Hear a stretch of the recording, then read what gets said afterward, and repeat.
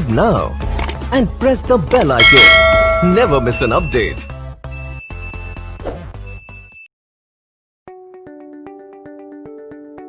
નમસ્તે વિદ્યાર્થી મિત્રો, આજના વિડીયોમાં આપણે સ્વાધ્યાય 1.1 નો દાખલા નંબર 9 નો અભ્યાસ કરીએ, જે તમને તમારી ટેક્સ્ટબુકની અંદર પેજ નંબર 14 ઉપર જોવા મળશે.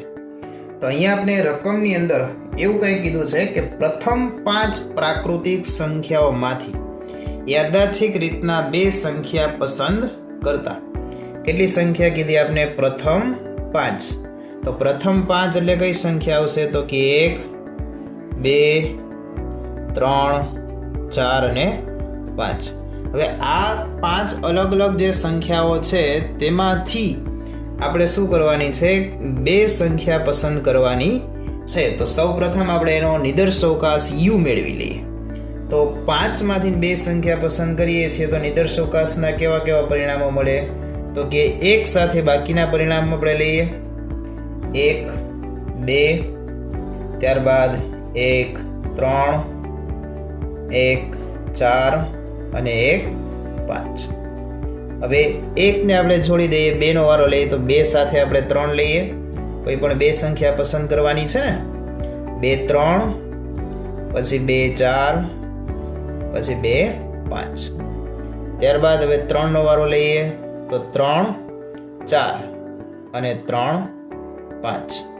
ત્યારબાદ 4 નો વારો લઈએ તો કેટલા? તો કે 4, 5. ત્યાંથી આગળ કોઈ છે નહીં. 5 પછીની કોઈ સંખ્યા છે ને, એટલે પરિણામ જોઈએ તો 1, 2, 3, 4, 5, 6, 7, 8, 9 અને 10. તો અહીંયા આપણે 5 પ્રાકૃતિક સંખ્યામાંથી બે સંખ્યા પસંદ કરી, જેના પરિણામો આપણે કેટલા મળ્યા? તો કે 10. ત્યારબાદ દાખલાની અંદર આપણે એવું કંઈક કીધું છે કે બે જે સંખ્યાઓ મળી, આપણે બબેની જોડીમાં મળી સંખ્યા, બે સંખ્યાનો સરવાળો છે એ ઓછામાં ઓછો કેટલો થાય? 6 હોય. તો એને આપણે ઘટના કઈ કીધી? એ ઘટના કીધી. કઈ ઘટના કીધી? એ ઘટના કીધી. તો ઓછામાં ઓછો 6 સરવાળો, એનો મિનિંગ શું થાય? તો કે 6 થી ઓછો નહીં, 6 થી વધારે સરવાળો હોવો જોઈએ. બરાબર? તો 6 થી વધારેમાં આપણે કેટલો લઈએ? તો કે 6 તો હોવો જ જોઈએ. સાથે સાથે આપણે આગળ વાત કરીએ તો વધારેમાં 7, એનાથી વધારેમાં જોઈએ તો 8. હવે એકવાર આપણે ચેક કરી લેવાય કે વધારેમાં વધારે સરવાળો કેટલો છે. તો વધારેમાં વધારે છેલ્લા પરિણામનો સરવાળો ચેક કરી. 4, 5, 4 ને 5, 9. તો હજી સરવાળો કેટલો હોવો જોઈએ? 9 હોવો જોઈએ. 9 થી વધતો નથી સરવાળો. બરાબર? એટલે હવે અહીંયા આપણે ઘટના એ તરીકે શું દર્શાવશું? તો કે બે જે સંખ્યા છે એનો સરવાળો ઓછામાં ઓછો 6 હોય. એનો મતલબ શું? તો કે 6 થી ઓછો નહીં, 6 થી વધારે. જેનો સરવાળો 6 થાય તે અહીંયા આપણે લખશું. 7 હોય, 8 હોય અને 9 હોય. બધાના સરવાળા આ પ્રકારે થતા હોય આ પ્રમાણે. તો અહીંયા આપણે લખતા જશું. તો બધા પરિણામ આપણે 10 એ 10 પહેલા ચેક કરવા પડશે. તો જોઈએ આપણે. 1 ને 2, 3 તો એ નહીં આવે. 1 ને 3, 4 એ નહીં આવે. 1 ને 4, 5 એ પણ નહીં આવે. 1 ને 5, 6 તો 6 સરવાળો થયો તો આપણે અહીંયા લખીએ 1, 5. ત્યારબાદ બાળકો આગળ વધીએ તો 2 ને 3, 5 નહીં આવે. 2 ને 4, 6 તો એ આપણે પરિણામ લખવું પડશે. પછી આપણે આગળ વધીએ તો 2 ને 5, 7 તો એ આપણે અહીંયા લખવાના છે. 7 સરવાળો છે એ લખવાનો છે. 3 ને 4 તો કે 7 એ પણ આપણે લખશું અહીંયા. પછી 3 ને 5, 8 થાય એ પણ આપણે લખવાના છે અહીંયા. ત્યારબાદ 4 ને 5, 9 તો એ પણ આપણે અહીંયા લખવા પડશે. એટલે અહીંયા બાળકો જોવા જઈએ તો આપણે કેટલા પરિણામ મળ્યા? તો કે 1, 2, 3, 4, 5 ને 6. તો અહીંયા આપણો આ એ ઘટનાનો આખો કાર્યક્રમ પૂરો. ત્યારબાદ આપણે બી ઘટનાનો કાર્યક્રમ જોઈએ તો એની અંદર શું થાય છે? એમાં શું કીધું છે આપણે? બે સંખ્યાઓનો સરવાળો યુગ્મ હોય. યુગ્મ એટલે કેવી સંખ્યા બાળકો? તો કે બેકી સંખ્યા થાય. કેવી સંખ્યા થાય? બેકી સંખ્યા. આપણે અહીંયા લખીએ બેકી સંખ્યા. તો બેકી સંખ્યાની અંદર આપણે સરવાળો જોવા જાય તો કેવો થાય? તો કે 2, 4, 6, 8, 10 આ બધા બેકી અંકનો સરવાળો થાય એવા આપણે અહીંયા પરિણામો લખીએ. તો અહીંયા 1 ને 2, 3, 1 ને 3, 4 તો એ બેકી સંખ્યાનો સરવાળો છે. 1, 3. 1, 4, 5, 1, 5, 6 તો અહીંયા આપણે લખીએ 1, 5. ત્યારબાદ 2 3 એટલે 5, 2 4 એટલે તો કે 6, તો આપણે લખવા પડશે અહીંયા 2 4. પછી 2 5 એટલે 7, એ આવશે નહીં. 3 4 એટલે 7 થાય, એ પણ નહીં આવે. 3 5, 3 ને 5 8, એ બેકી સંખ્યા, તો આપણે લખીએ 3 5. ત્યારબાદ બાળકો 4 5, 4 ને 5 9, એકી સંખ્યા છે એટલે આવશે નહીં. તો અહીંયા આપણે ઘટના બી ના કેટલા પરિણામો મળ્યા છે? 4. ત્યારબાદ બાળકો આપણે અલગ અલગ વધારાના જે ઓપ્શન તમને આ દાખલાની અંદર આપ્યા છે જેની આપણે ચર્ચા કરીએ. તો નેક્સ્ટ ઓપ્શન આપણે ચોથો, એટલે આપણે આપ્યું છે એ યોગ બી. 3 ઓપ્શન તો કરી નાખ્યા આપણે. પહેલો ઓપ્શન યુ કીધો હતો, બીજો ઓપ્શન ઘટના એ કીધું હતું, ત્રીજા ઓપ્શનમાં ઘટના બી કીધું.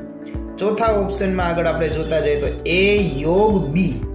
તો એ યોગ બી નો મિનિંગ શું થશે? તો કે એ માંથી અને બી માંથી બધા પરિણામો છે એ આપણે અહીંયા લખવાના છે, પણ જે સરખા પરિણામ હોય એ બીજી વાર રિપીટ કરવાના નથી, એ ખાસ ધ્યાન રહે.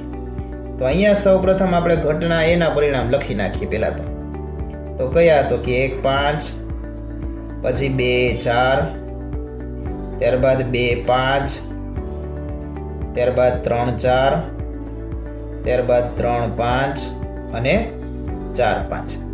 આગળ જોવા જઈએ તો 1 3. હવે ચેક કરવાનું, રિપીટ થતું નથી ને, અહીંયા લખ્યું નથી ને આપણે ક્યાંય 1 3, તો અહીંયા ક્યાંય લખ્યું નથી. ચાલો આપણે લખી નાખીએ.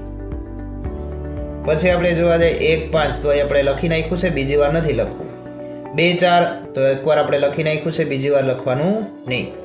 3 5, એકવાર આપણે અહીંયા લખી નાખ્યું છે, બીજી વાર આપણે લખતા નથી. તો અહીંયા બાળકો કેટલા પરિણામ મળ્યા? 1 2 3 4 5 અને 7. તો અહીંયા આપણી ઘટના યોગ ઘટના એ અને બી ની પૂરી. ત્યારબાદ આપણે કીધું છે એ છેદ બી. ઊંધો યુ આવે તો આપણે શું સમજીએ? છેદ ઘટના. તો છેદ ઘટનાનો નિયમ શું હોય છે? તો કે એ માંથી અને બી માંથી જે પરિણામો સરખા હોય એવા જ લખવાના. તો આ બંનેમાં સરખું શું છે એ આપણે પહેલા તો નિરીક્ષણ કરીએ. એટલે જોઈએ 1 5 અહીંયા છે તો કે હા, તો આપણે અહીંયા લખીએ 1 5. પછી 2 4 જોવો જોઈએ, અહીંયા છે, અહીંયા પણ છે, હા છે, હાલો અહીંયા આપણે લખ્યા 2 4. ત્યારબાદ આપણે જો 2 5 અહીંયા છે પણ અહીંયા નથી, આ લખતા નથી. 3 4 અહીંયા છે એમાં પણ બી માં નથી. 3 5 અહીંયા છે એમાં પણ બી માં પણ છે. એટલે અહીંયા આપણે લખવા પડશે, જે પરિણામો સરખા હોય એ આપણે લખશું. ત્યારબાદ 4 5 અહીંયા છે નહીં, તો આપણે અહીંયા છેદ ઘટનાની અંદર કેટલા પરિણામો જોવા મળ્યા? આપને 3. બરાબર છે બાળકો? ત્યારબાદ આપણે જોઈએ તો આપણે કીધું છે એ ડેશ.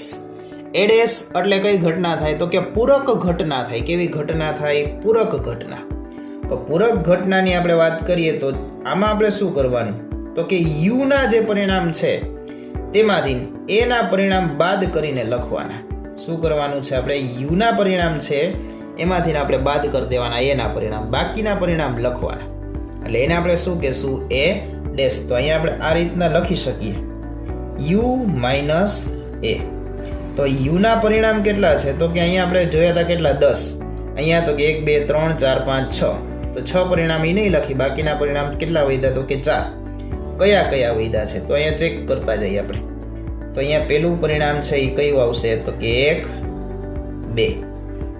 પછી તો કે કયું નથી લખ્યું આપણે એમાં? 1 3. ત્યારબાદ જોઈએ તો 1 4 અને ત્યારબાદ આપણે જોઈએ તો 2 3.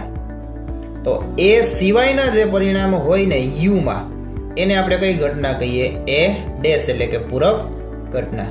ચલો, તો અહીંયા વિશેષ કઈ વસ્તુ છે નહીં, એટલે અહીંયા આપણે એ ડેશના 4 પરિણામો લખીને છગડીયો કૌંસ પૂરો કરીએ.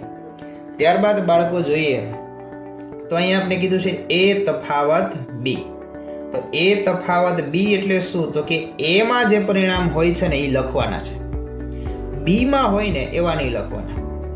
એટલે કે એ માં અને બી માં જે પરિણામ સરખા હોય એવા આપણે પરિણામ નહીં લખીએ, બાકીના પરિણામ લખશી. એટલે એ કંઈક છે ને અહીંયા અલગ પડતો હોવો જોઈએ. એ માં બી માં સરખું હોય એવું નહીં લખવાનું, એમાં કંઈક અલગપણું હોવું જોઈએ. તો અહીંયા જો 1 5 અહીંયા હોય તો નહીં લખવાનું, 2 4 અહીંયા છે એ નહીં લખવાનું, 2 5 તો અહીંયા છે નહીં તો એ આપણે લખવાનું, કંઈક 2 5 અલગ છે, બી માં એવું નથી. ત્યારબાદ આપણે જોઈએ 3 4 તો અહીંયા છે તો કે ના, તો આપણે લખશી. ત્યારબાદ આપણે જોઈએ 3 5 તો અહીંયા છે એ આપણે નહીં લખીએ. 4 5 તો એ આપણે અહીંયા લખશું, કારણ કે બી માં નથી. એ કંઈક અલગ પડતો હોવો જોઈએ. બરાબર છે બાળકો? અહીંયા આપણી તફાવત ઘટના પૂરી. ત્યારબાદ વાત કરીએ તો એ ડેશ છેદ બી. શું વાત કરે છે? એ ડેશ છેદ બી. તો અહીંયા એ ડેશ છે, છેદ એટલે સરખું કંઈક, કેમાં? બી માં. એ ડેશમાં અને બી માં જે સરખું દેખાય આપણે એ લખશું આપણે. આ એ ડેશ ના 4 પરિણામ અને આ બી છે, બરાબર, ઘટના બી. આ બંને જે વસ્તુ છે એની અંદર આપણે સરખું જે જોવા મળશે એ આપણે લખશું. તો અહીંયા આપણે સરખાવો બી અને એ ડેશમાં શું સરખું છે તો કે 1 3 અહીંયા છે તો કે હા, તો એ આપણે લખીએ 1 3. ત્યારબાદ આપણે વાત કરીએ 1 5 અહીંયા છે તો કે ના, 2 4 અહીંયા છે તો કે ના, 3 5 અહીંયા છે તો કે ના. જે સરખું હોય એ જ લખવાનું હતું, તો એક જ પરિણામ મળ્યું, તો અહીંયા આપણો એ જવાબ પૂરો, એ ડેશ છેદ બી. બરાબર? ત્યારબાદ આપણે 2 અલગ પ્રશ્ન પૂછેલા છે, પ્રશ્નનો આપણે બાળકો જવાબ આપીએ. તો આપણે લખ્યું છે શું ઘટનાઓ એ અને બી પરસ્પર નિવારક કહેવાય? જો કહેવાતી હોય કે ન કહેવાતી હોય તો કારણ આપો. તો હવે ક્યારે આ ઘટના કહેવાશે તો એના વિશે આપણે વાત કરીએ તો જ્યારે એ છેદ બી શું થાય? એ છેદ બી બરાબર કાંઈ પરિણામ મળે જ નહીં.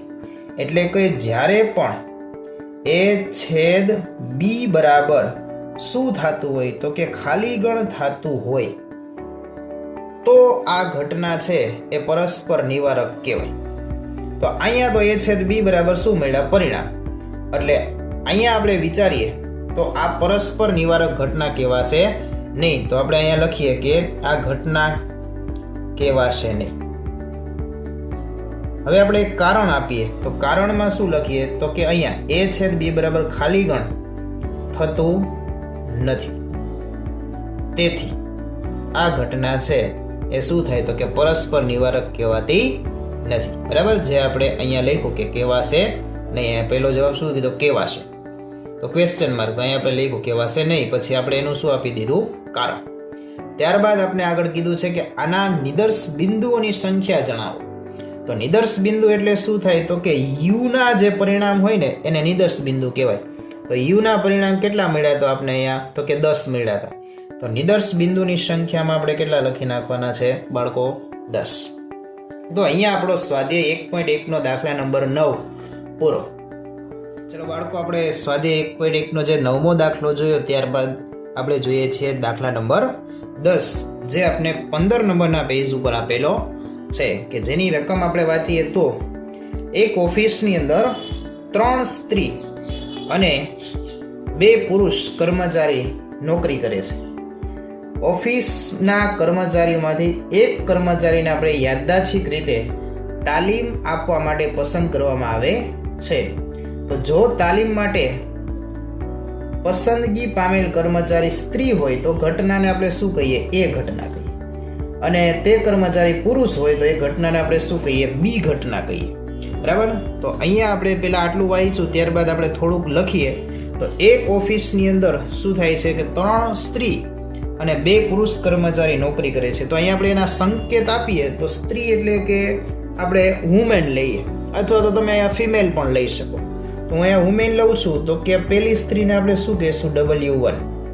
બીજી સ્ત્રી છે એને આપણે શું કહીએ? W2. અને ત્રીજી સ્ત્રી છે એને આપણે શું કહીએ? W3. તો આ 3 સ્ત્રી થઈ ગઈ. પુરુષ એટલે મેનનો આપણે એમ લઈએ, 2 પુરુષ છે, M1 અને M2. બરાબર છે બાળકો? તો અહીંયા આપણે અલગ અલગ કર્યું, 2 સ્ત્રીને અને પુરુષને અલગ અલગ કરી નાખ્યા. ત્યારબાદ હવે આ દાખલાની અંદર અલગ અલગ ઓપ્શન આપેલા છે, કે જેમાં પહેલો ઓપ્શન આપણે કીધો હતો યુ ગોતો. યુ એટલે શું થાય તો કે જે વસ્તુ આપી છે તમને સ્ત્રી અને પુરુષ, એ બંનેનું બધા પરિણામ છે એ લખી નાખો ને એટલે એ શું થાય? યુ. પણ એક વસ્તુનું ખાસ ધ્યાન રહીએ કે બીજી વાર રિપીટ નહીં કરવાનું ભાઈ. તો અહીંયા આપણે બાળકો લખીએ છીએ W1, પછી W2, W3, પછી M1, જેટલું પણ વસ્તુ છે એ બધું લખી નાખી, જેને આપણે U એટલે આપણો નિદર્શ અવકાશ. હવે આપણે એવું કંઈક કીધું હતું રકમમાં કે જો સ્ત્રી હોય તો એને એક ઘટના કહેવાય, પુરુષ હોય તો બી. તો સ્ત્રી 3 છે તો એ ની અંદર આપણે શું લખશું? તો કે W1, W2 અને W3. પછી બી માં પુરુષ કીધું તો પુરુષ 2 છે તો 2 પરિણામ એને આપણે લખી નાખીએ, M1 અને M2. ચલો હવે આપણે અહીંયા એ અને બી ક્લિયર થઈ ગયું. ત્યારબાદ એ બી ઉપરથી ઘણી બીજી ઘટનાઓ આપણે આપેલી છે, એના વિશે વાત કરીએ. તો અહીંયા કીધું આપણે એ યોગ બી. એ યોગ બી એટલે એ ની અને બી ની યોગ ઘટના આપણે મેળવવાની છે. એમાંથી અને બી માંથી બધા પરિણામો આપણે લેવાના, પણ સરખા હોય એ રિપીટ નહીં કરવાના. તો એ ના 3 પરિણામ છે અને બી ના 2 પરિણામ છે. આમાં સરખું કંઈ દેખાતું છે ને એટલે બધું આપણે લખી નાખશું. તો અહીંયા શું થયું? W1, W2, W3. ત્યારબાદ M1 અને M2. કેટલા પરિણામ મળ્યા આપણે? 5. તો આવા 5 પરિણામ પાછા આપણે ક્યાં જોયા હતા? તો કે U માં જોયા હતા. તો અહીંયા શું બનાવ બને છે? તો કે A યોગ B બરાબર પણ શું થાય છે? અહીંયા U થાય છે. બરાબર. ત્યારબાદ બાળકો આપણે જોઈએ તો A છેદ B બરાબર આપણે ગોતવાનું છે. તો A છેદ B એટલે A માં અને B માં જે સરખું હોય લખવાનું. તો અહીંયા A આપેલો છે, આ B આપેલો છે, બંનેની અંદર આપણે કંઈ સરખું દેખાતું જ નથી. તો અહીંયા આપણે લખશું ખાલી ગણ. કાંઈ સરખું નથી એટલે આપણે ખાલી ગણ લખી નાખવાનું. છગડ્યો કાઉન્સ અહીંયા આપણો પૂરો. હવે બાળકો આપણે જોઈએ તો આપણે આગળનું કીધું છે A ડેશ છેદ B. A ડેશ અહીંયા આપણી પાસે ક્યાંય છે જ નહીં. તો સૌ પ્રથમ આપણે મેળવી લઈએ છીએ A ડેશ. તો અહીંયા નીચે લખું છું A ડેશ. A ડેશ એટલે શું થાય? તો કે આગળ આપણે જોઈએ તો પૂરક ઘટના. A માં જે હોય એ આપણે નહીં લખવાના, બાકીના U માંથી લખવાના. શેમાંથી લખવાના? U માંથી. તો U માઇનસ A કરવાના. તો વૈધા કેટલા? તો કે આ 2 પરિણામ વૈધા, જેને આપણે શું કહેશું? તો કે M1 અને M2. હવે આપણે સરખામણી કરીએ A ડેશ ની અને B ની, કારણ કે આ આપણે શોધ્યું, આપેલા આપણી પાસે હતું નહીં. હવે આ A ડેશ અને આ B. આ A ડેશ અને B માં જે વસ્તુ સરખી હોય એ આપણે લખશું. તો એમાં એક જ વસ્તુ છે ને સરખી, બે એ જ વસ્તુ. તો અહીંયા લખશું આપણે M1 અને M2. બરાબર. તો અહીંયા આપણે 6 અલગ અલગ ઓપ્શન પૂર્યા. ત્યારબાદ આપણે 7મા ઓપ્શનની વાત કરી તો એમાં કોઈ પ્રશ્ન પૂછ્યો છે આપણે કે ઘટના A અને B પરસ્પર નિવારક ઘટના કહેવાશે? ક્વેશ્ચન માર્ક પછી આપણે એવું કીધું કારણ આપો જો કહેવાય તો. તો આ પરસ્પર નિવારક ઘટના ક્યારે કહેવાશે? તો કે જ્યારે પણ A છેદ B બરાબર ખાલી ગણ થાય. જે દાખલાની અંદર A છેદ B બરાબર ખાલી ગણ થાય ત્યારે એ ઘટના કેવી કહેવાય? તો કે પરસ્પર નિવારક ઘટના કહેવાય. તો અહીંયા તો એવો બનાવ બને છે એટલે આપણે અહીંયા લખી શકીએ છીએ કે A ઘટના અને B ઘટના કેવી કહેવાશે? પરસ્પર નિવારક ઘટના કહેવાશે. કારણ કે હવે કારણ આપવાનું કીધું છે આપણે, તો અહીંયા લખીએ કારણ કે અહીં શું થાય છે? તો કે A છેદ B બરાબર ખાલી ગણ થાય છે એટલા માટે. બરાબર. ત્યારબાદ આપણે 8મો અને છેલ્લો ઓપ્શન અહીં આપણે કંઈ કીધો છે કે ઘટનાઓ A અને B નિશેષ કહેવાશે. તો નિશેષ ઘટના ક્યારે કહેવાય? તો કે જ્યારે પણ A યોગ B બરાબર શું થવું જોઈએ? U થવું જોઈએ. તો અહીંયા A યોગ B બરાબર U થાય છે તો આપણે લખવાનું તો કે A અને ઘટના B કેવી કહેવાશે? તો કે નિશેષ કહેવાશે. નિશેષ ઘટના કહેવાશે. કારણ કે અહીં શું થાય છે? તો કે A યોગ B બરાબર શું થાય છે? U એટલે કે નિદર્શ અવકાશ થાય છે. એટલે ક્યારેક દાખલાની અંદર આવા બનાવ બનતા હોય, ક્યારેક દાખલામાં બનાવ બનતા ન હોય. બરાબર છે વિદ્યાર્થી મિત્રો. તો આ વિડીયોની અંદર આપણે દાખલા નંબર 9 અને 10નો સંપૂર્ણપણે અભ્યાસ કર્યો.